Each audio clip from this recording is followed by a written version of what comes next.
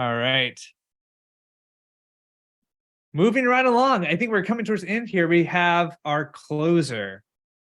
We have Juan Fernandez, who I'm very excited for you to bring up on stage and have you all hear from. Juan and I actually got introduced by Wes earlier. He was like, I can't believe you don't know Juan. You really need to talk to him. He's incredible. So of course we did that. I absolutely agree. Juan, thank you so much for taking the time. Oh, it's an amazing opportunity to be here, Justin, and I'm super happy. I heard some great sessions today, so this has seemed like, to be the closer here, I gotta, you gotta do something special. Yeah, well, I think we know what we have to do at the very start. I'm 0 for 2 right now. We're Are gonna you? have to play rock, paper, scissors. All right, let's do it. And so we'll go rock, paper, scissors, shoot. Okay, you ready? Let's go. All right. Rock, paper, scissors, go. Oh, Oh, you beat it. 0 for 3. Wow. You know, I'm not too worried about it because I consider my job being to really get the smart, actually talented people to come on and let them shine. So 0 for 3. I am not surprised. I'm going to work on this. Folks in the chat, if you have, I don't know if there's any courses or things I can get some advice to help my my time next time. But anyway, well, congratulations. Why don't you tell everybody a little bit about yourself and your background? Because you've been doing a lot of great things, a lot of great experience, and we're really excited to have you here. and I love what you guys are doing here. Wes mentioned it earlier. You guys are doing an amazing thing. I'm all about helping the ecosystem and just the community. I think that's just been one of the biggest things since ever. A lot of people may know me from when I created my own MSP. I went 0 to 20 million in about 6 years by growing a repeatable practice. And then as I exited my MSP, I came out into the ecosystem looking to invest in other companies in cybersecurity awareness. And I wrote the MSP Owners Handbook, which is something we'll talk a little bit about here in a little bit. But one of the things that I really enjoyed doing, and even now as the global channel chief for Hackware, is really just educating. And we're going to talk a little bit about that today. And I'm going to talk a lot about the process and the way that you can kind of, figure your way out in this space, and really just really simple ways to really be really impactful and really find some really quick success with selling and being in managed services. So it's really a pleasure to be here. And I'm really excited. Hopefully everybody that's here today will get some value out of this. So I can't wait to share. I'm sure they will. And so, but before I'll be a little bit of a speed bump here. Before you go off and do share, I just want to call attention to something I noticed really quickly in the chat. I did see that the resources are available once again, and I'll be updating that with Tim's slides. And then Juan, if you're okay with it, I'll Oh share yeah, some of your slides as well. 100%. Fantastic. So we'll have those available, and then we'll also email again after the fact with this links to the recording, to the resources, all this good stuff. So Juan, before you start off, one thing, back in our discussion a while ago when we were talking about this event, a lot of things came up. We covered a lot of ground, but really came back to this idea that when we're talking to leadership and we're trying to get this buy-in about security, we have to change our mindset. There's the things that we care about that IT people who are more technical are caring about, and we really have to apply that into, well, how can we translate into the business stakeholders, right? And Yeah. so I just wanted to call out that because I've seen this happen a few times in the chat where people have been asking, well, what about IT people as well? Sure. And I think that a lot of these concepts probably apply to them too in terms of talking with leadership. But as I've mentioned, preface for the other sessions, everyone in the chat, you are amazing. It's been a lot of fun having you in here. Keep it going. If you have questions, definitely don't be shy. Feel free to ask Juan, and I'll ping him. Juan will also probably be keeping an eye on the chat too. Oh But yeah, also, I I have been. think Juan, yeah, I think Juan would absolutely second this. We want to hear from you. Your experiences, things that you've been working with. What's working for you? What's not working? Anything you want to share. Juan has so much to offer in terms of his own experience, but you guys have experience too, and so we're all here together. Let's all share. And with that, Juan, I'll let you take it away. Yeah, absolutely. And I do love the fact, one of the things that I do, and I teach these cybersecurity sales master classes monthly. And one of the things that I love doing is enabling the chat live. And I love to get the questions as they're coming in, like to really be interactive. So know that I am watching. So I'm really excited to be able to do that. But with that being said, let's jump into a little bit about this. Let me make sure. Can you see that right there, Jonathan? Yes, it looks good. Awesome. All right, so you can see it and we're advancing here. Okay. So one of the big things here about selling cybersecurity services is really, to your point, like you mentioned a moment ago, I think that the role that we have in managed services today is different. And I said this and I say this often, right? One of the big things here is that I call 2023 the year of education. And I meant that holistically. I meant education not just for our customers, but also education for the managed services provider, the technician, the engineer. Like we have so many things that we need to learn. And then those opportunities give us a new way to present value to our customers, right? Because we're at the help desk, maybe we're constantly teaching customers how to use the technology. Like I heard earlier, many times a lot of people say that I'm not interested in understanding more about the technology. That's not really true. They're just saying that. They really do care about how it works. They just care about how it works for me.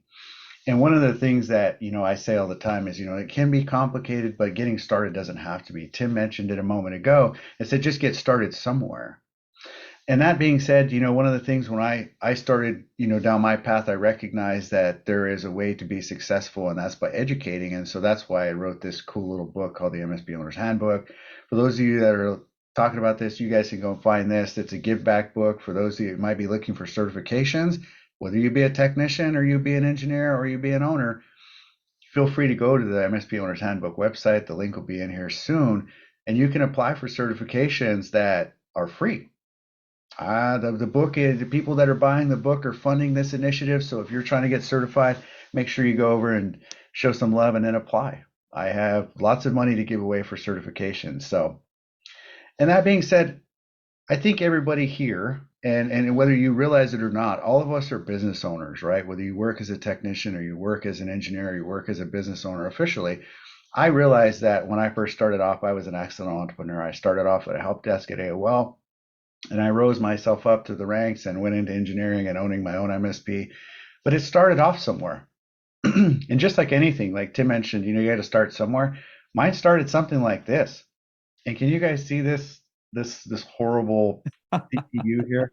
Oh, look Oh, at yes. that. Look, we've got some AOL throwbacks here, a little PTSD for some of those that used to are back from the old dial-up days and maybe remember downloading music that we may have gotten in trouble for. Oh, look, somebody identified their laptop. Well, the fun part about this is that we all start somewhere, right? And for many of us, every one of us has a story, right? And that story is really relative. And I think that for all of us that are here today, we're here because we found something called love, right? We found something we were good at. We found something that we love. We found something that somebody would pay us for. And let's just face it, everyone needs IT. As I like to tell the story all the time, my mom and dad, after 28 years in the IT industry, they still think I fix computers.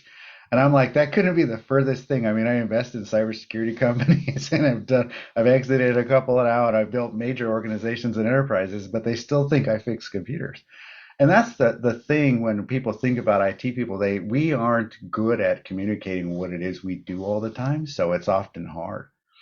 But for all intents and purposes, for many of us, things turn into a business, whether you're an engineer or you're a technician. Like I will tell you, nobody here on this call wants to stay on the help desk. Maybe there's a couple of us, but there's not many. Most of us say, I'm not going to do it, right? And so when we think about growing our business, we have to think about elevating our conversation. And when we build businesses, there's a lot of things that we wish we would have known. And these are some of the fun ones that I learned.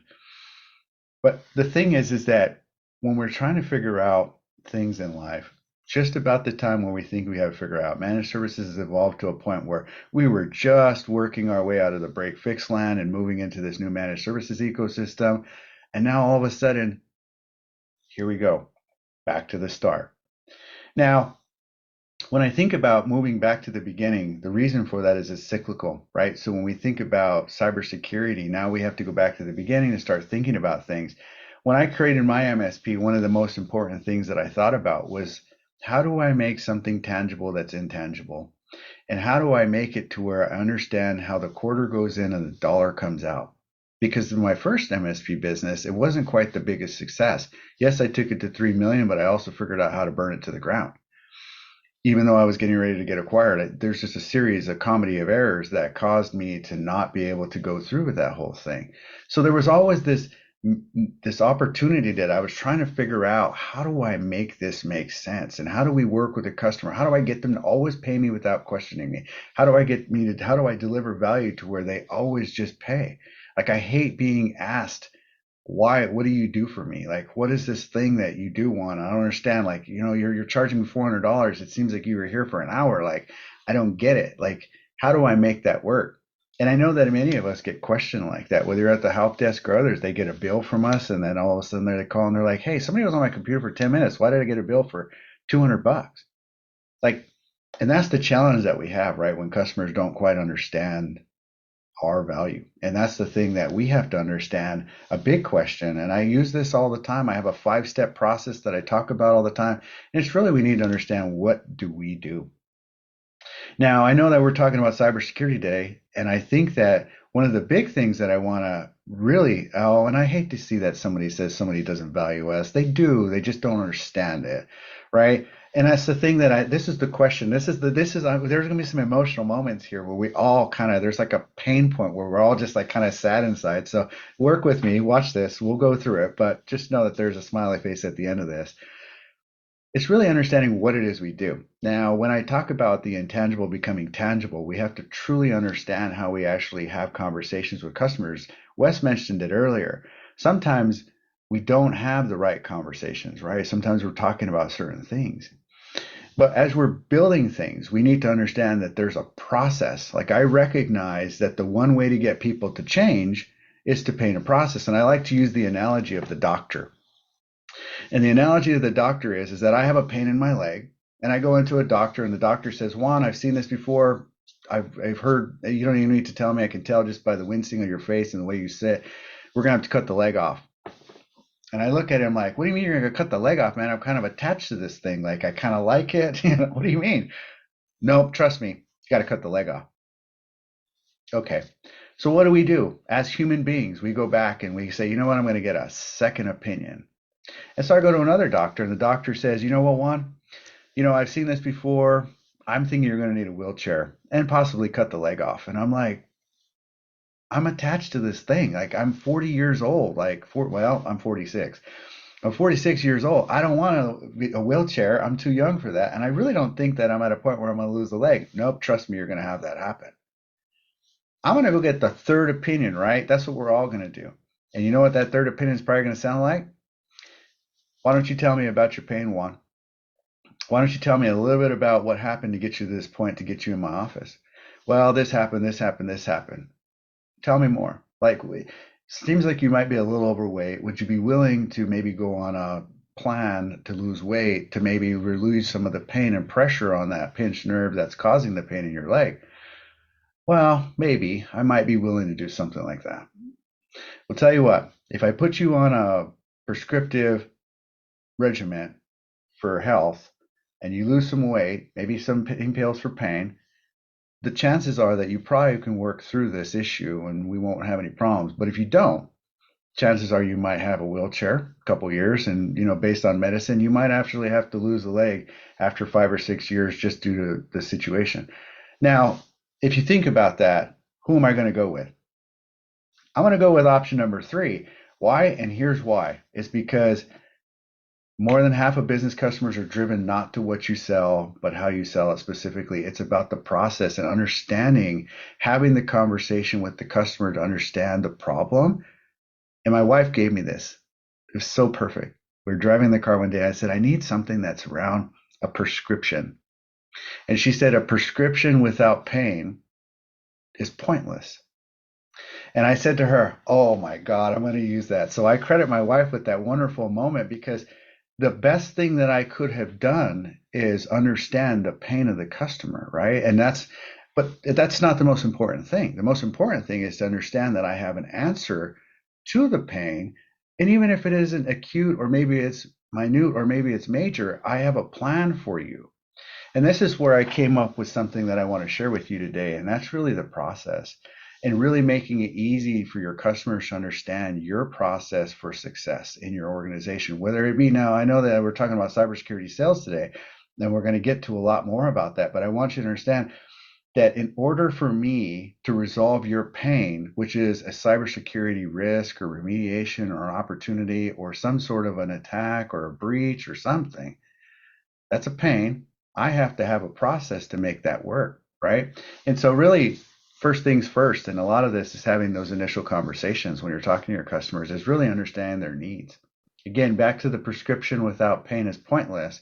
If I'm coming in here and saying you need MDR, XDR, and you need, all these other things, whoa, whoa, whoa, whoa, whoa, whoa, whoa, man.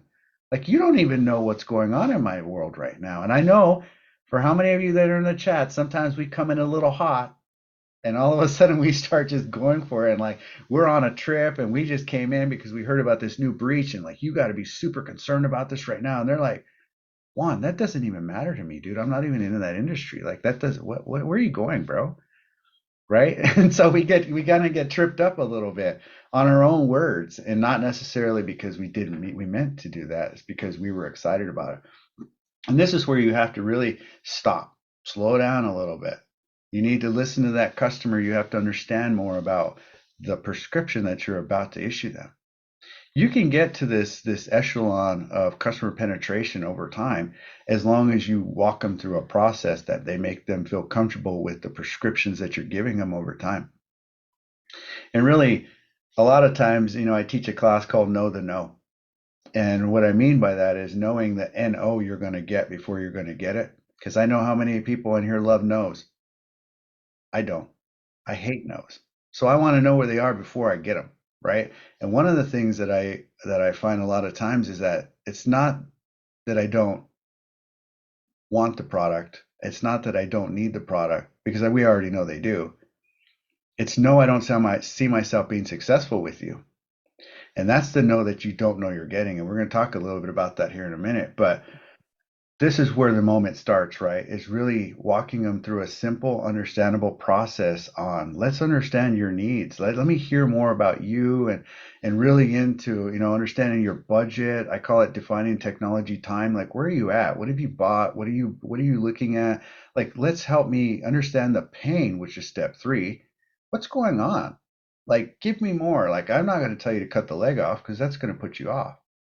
Number 4 is confirming intent. Like, are you guys serious about this? Is the pain enough to make you move forward? What's pushing you? Is it security? Is it compliance? Is it regulation? Is it insurance? What's the pressure? And I have an exercise I want to share with you to show you how to do this. And then, really coming back to the end, the last thing that we talk about is, what do I do as a doctor, as a prescription? Like, what am I going to do to help you feel this pain move forward? This is where the fun starts, right? And this is why I like to use a 5-step rule, because it's either you got 5 fingers and you can kind of, as you're talking through them, you can kind of check them off. But the real thing is understanding a couple of things. I have an exercise called the value visualizer, and you look at the features and the benefits of your product, and then what you want them to experience, and then what does your customer need, and what do they want, and what are their fears, and stay away from just fear selling, right? So it's value selling. It's like, how do what you need and want equal, and your fears equal what I do for you, right? You need to be the answer to their problem. And this is the beauty of it, right? So the fun part is to ask the right questions. And the questions that we ask are, what do I need? What do my customers want? Can I make more money with these? What do I need to make it happen? Because a lot of companies are struggling right now to think about, do I do this in-house? Do I offload this to a third-party company? Do I have the right talent for this opportunity? What's my limits and liabilities? Like, what are my steps to success here? And you got to stop yourself and look at this. And even in your own role, whether you're a technician or others, you can ask yourself that similar question and be that amplification in the organization to say this, right? So that being said, what is step 1? Step 1 is your customer needs. And I'm curious, how many people here have heard of the MSP Shopping Guide? Has anyone here know about this? Anybody in the audience? I'm looking for some comments here. We got some question marks. Nopes. No, Nope, no, sir, nobody. not. No. So this is scary, right? To think that there's such a thing called the MSP Shopping Guide, but I want to share this with you because Oh this no. Is this like a teacher finding out that like there's ratemyprofessor.com or there whatever? is, and this is the beauty of it, right? So Matt Lee is a good friend of mine. So as Wes mentioned earlier, Matt knows I've done this. He's actually scanned that QR code to make sure there's nothing malicious in it.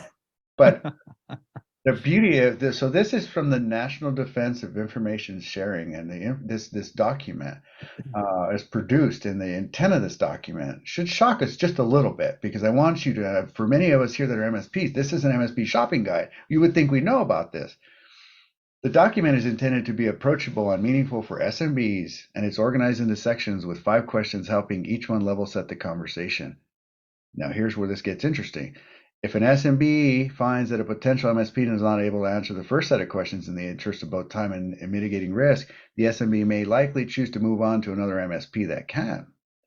This is verbatim from the document. When you go download this and look at it, that's the first line. That's pretty crazy to know that we got a document out there that's shopping us. And by the way, there's a flip side of this coin. So I don't want to be all doom and gloom for all of us, but there is a positive side. And why do we care? Well, the secondary purpose of that guide is for MSPs to understand the risks and concerns SMEs may have, and under this, they could help MSPs improve their services to help overall mitigation of risk. Now, let me give you a little preview to this little bad boy. Here's some of the questions that it's asking. Are you familiar with CIS or NIST or 800 or CMMC? Which security framework do you align to? And I know I heard that a couple of times today, if not just from Tim. And I have highlighted a couple questions that I thought were interesting. Where does my data lie within your environment? Is MFA enforced for administrator access or for remote access or for what applications? Do you outsource anything or subcontract anything? What risk assessments are you performing on tools that you use or add into your environment that support our organization? Like, there's a number of questions that the federal government is preparing SMBs to ask us. So, like, when we're thinking about this cybersecurity conversation, it's not just a moment for us to hurry up and think about the questions we need to be asking. No, our customers are being positioned with this opportunity to ask super, super cool questions that we may not have answers to. And this goes from the help desk all the way up to the owner of the company, right? So, like, you could be positioned with these. And so for those that you haven't, Tim mentioned a moment ago, if you haven't started somewhere, this is a good place to go and look. I love the question, which is, I think, number 26 is, can you provide any references? Now, I know most of us probably do some of that, but I think that in this case, those references might be being asked new questions. And so I would say for those of you that want that resource, I'm going to put that back up on the screen again real quick. And then again, Jonathan, I know is going to share these out. Again, I don't own this content, but I'm bringing it to light for a purpose of this conversation. And that's really what my customers aren't telling me. Now, a lot of our customers, oftentimes when we're having conversations, we think that having this conversation that they're being open with us. Have any of us here ever went to go buy a car? And we know right away we're not buying that car for sticker price, right? There's no way. Jonathan, are you buying that car for sticker price? Oh man, I'm the worst. Because like I'm always like, I'm kind of a pushover until I'm not, and I'll Yeah. smile and everything. Like I'm probably their nightmare. Yeah, they're like, oh, I got this guy in the bag. And then all of a sudden you walk Yeah. out the door and Yeah. never return. You're like, what happened? Yep. This is a similar scenario, right? So I like, yeah, Peyton says he rides a horse. That's awesome. Here's the thing, right? I have an exercise that's really unique. And here's the reason why I like to use this because everyone's trying to think about cybersecurity sales, right? And so when we're thinking about this methodology of prescription for the pain, to make it a point that it solves their problem, right? It's interesting when you start to think about the questions that you might want to be asking yourself. And this is an exercise that I created because what it does is it basically says in one column, what do you do? What are your capabilities? Like, tell me what you do as a company. And it's interesting because I do this a lot with MSPs. Now, I am the global channel chief for Hackware, but I do this as a kindness because I also had started the MSP Growth Coalition. So I like to help MSPs think through problems and unlock opportunities for success. And in the MSP capabilities, you list what you do. And then you over here in the business needs, you have to figure out, like, you list your customer type and their persona. Like, are they needy? Are they, latent? What is their persona? And then in this business needs component, you put what they need. And if they line up, then you get like a little plus. And that plus equals like an opportunity. But if they have needs that don't line up with you, then that's a minus. Because how many times have we done something that we told somebody we could, and ultimately we found out that we couldn't, or we weren't really good at it? And this is the place that we're finding ourselves in cybersecurity. Is maybe we're going outside of the lines or painting outside the lines before we actually have that solution in our repertoire. And we have to be careful about that. But here's the beauty of this. So if you want a quick hack, because a lot of people are like, well, I need a sales and marketing initiative. I love to watch MSPs be successful with what it is they do. And so when I'm looking for no's and to get rid of no's, I don't want to ask questions like, how are you using ChatGPT? Because I don't really have a solution to that answer. Like, I don't really have anything to do with ChatGPT. I don't have a solution to that. I mean, I can paint a brush and say, oh, well, watch out for data loss prevention and, PII and all these other things. But like, I don't have a solution to stop ChatGPT in your organization yet. I might have a system of controls. I may have some policies and, acceptable use documents, but I can't do anything about that. So I don't want to ask a question like that. I only want to ask questions that lead back to me and what I do and the cybersecurity solutions that I sell and the process and the products that I have. So here's a quick hack. So for the customers, if they need this Monday through Friday stuff, here's a quick example of it.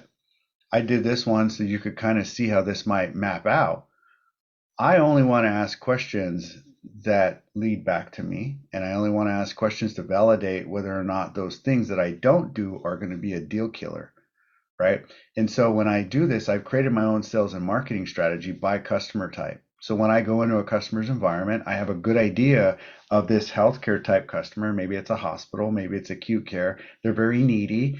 I know exactly what I do, but I also know what they need. Right. So this is a good exercise to think about. So when you're approaching those customers, the first no we get is, no, it's the wrong customer for us.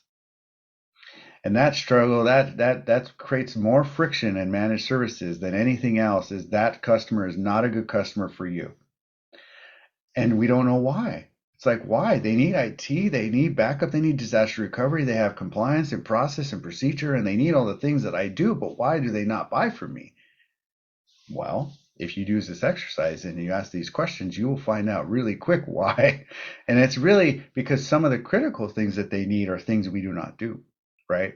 And so this is a good opportunity to create those. And I like the pressure piece, right? Because like if I'm also going into the doctor and I say, doctor, Wes showed an image earlier of a 500-pound or 300, I don't know how much that guy weighed, but he showed an image of a guy that is, giving you advice about losing weight.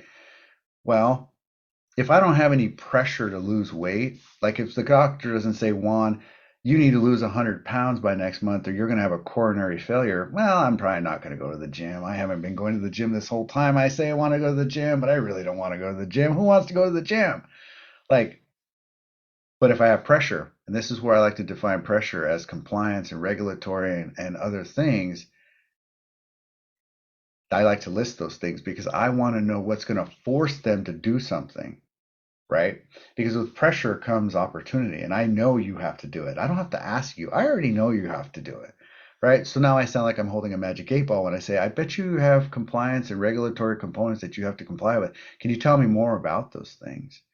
I like the fact that someone said 30-minute SLA. They might have that, right? So these are the things that you want to look at is, what do I do? What do my customers need? What are the questions I should be asking? And I promise you, if you do this, you will find more success than you find failure. So let's keep moving because I got to keep going. I got a few slides here. So again, back to what do my customers need? Back, we started off at the front asking some questions. They need compliance, security, continuity. What do they want? Uptime, compliance, reliable, secure solutions. Can I make money? Yeah, I can. If I stay at 50% margin, looking at my vendors and the ones that I work with, can I continue to make money? Are these the right vendors for me? Right? Now we're starting to look at our new stack, looking at new opportunities. What do I need to make it happen? I need process, I need frameworks, I need customer journey maps. Do I have the right talent? If I don't have the right team, can I upskill them? Are these things that I can subcontract? Right? One of my processes, again, it's starting back at the beginning, go through this over and over again, and really repeat these things. And so I want to give you this because this is a great giveaway. For those of you who are starting on your security and compliance journey, this is something from the SANS Institute. Many of you probably have know about it, maybe you don't, but this is also a lot of security policies.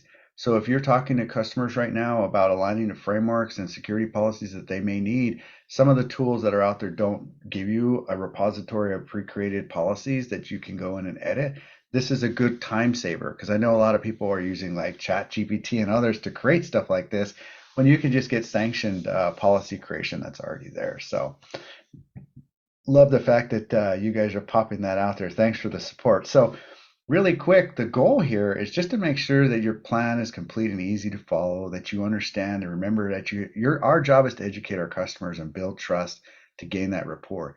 Again, back to the trusted advisor, this is a team sport, right? We all need to be building trust. We heard earlier that some people may not be up to speed on some of these things. And that's why, as an organization, we have to be talking through it and understanding our process to delivering these opportunities for success. Like, we can't just have somebody specialize in security over here and nobody else knows what they do. Like, this has to be a way to play together. Like, you have to have a document. Here's how this works. Here's how these are triaged. These questions that are going to be being asked of you, you have to be able to provide eligible proof that you do these things. And that's where it's important to make sure you create your plan.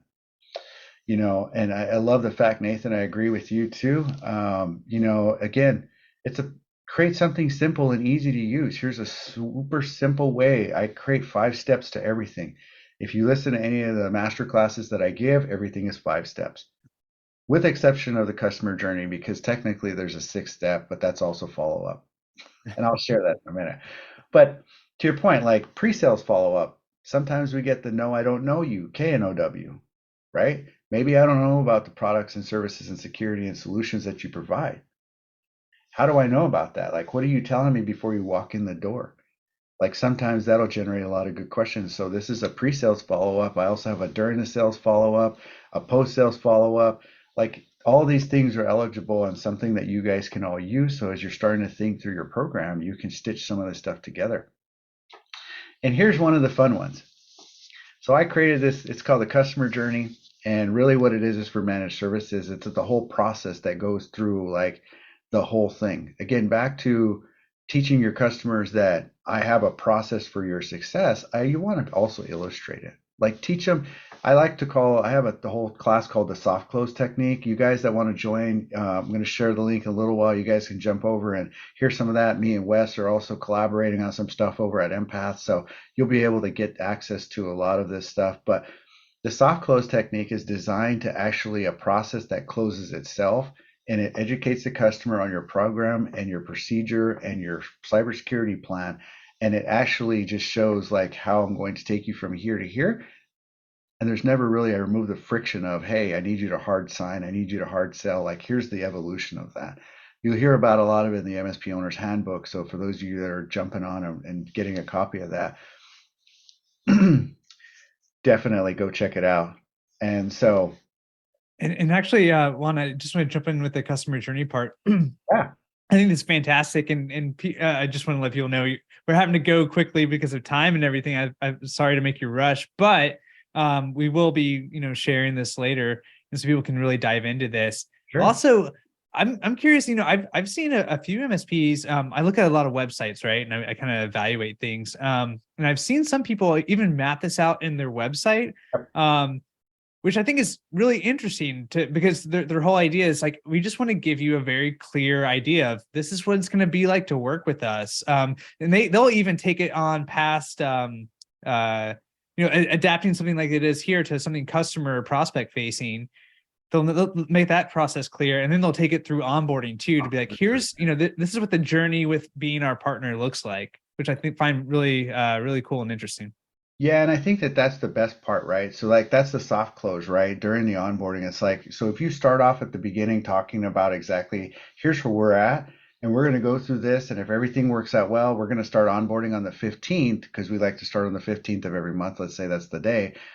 And then we're going to go through that. And the first 30 days is going to be us, onboarding you. And then after that, it's 45 days. Then we'll start your first project. If that all sounds great, does this sound like it works for you?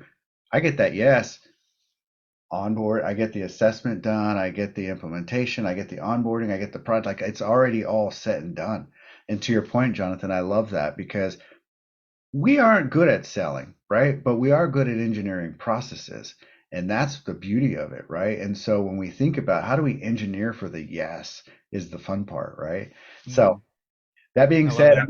I'm going to move through the slides really quick here. But again, designing the program to be the plan is the opportunity, right? So when you're thinking about your cybersecurity stack, think about what it is that I'm doing. Like, what am I solving for? What are the pain points that I'm actually solving with this particular stack? Like, who does this apply to? Why am I doing it? Am I just buying products just to buy products because I think they're really cool and I think that somebody else is going to be excited about it? Think about the outcome. I need to be able to spell out the measurable progress that this product is going to give you. And that's where we got to be careful about understanding what the buyer wants, right? They want 69% from a HubSpot survey say, listen to my needs, don't be pushy and give me relevant information, and we want you to respond in a timely manner. Those are the three things that most customers are looking for.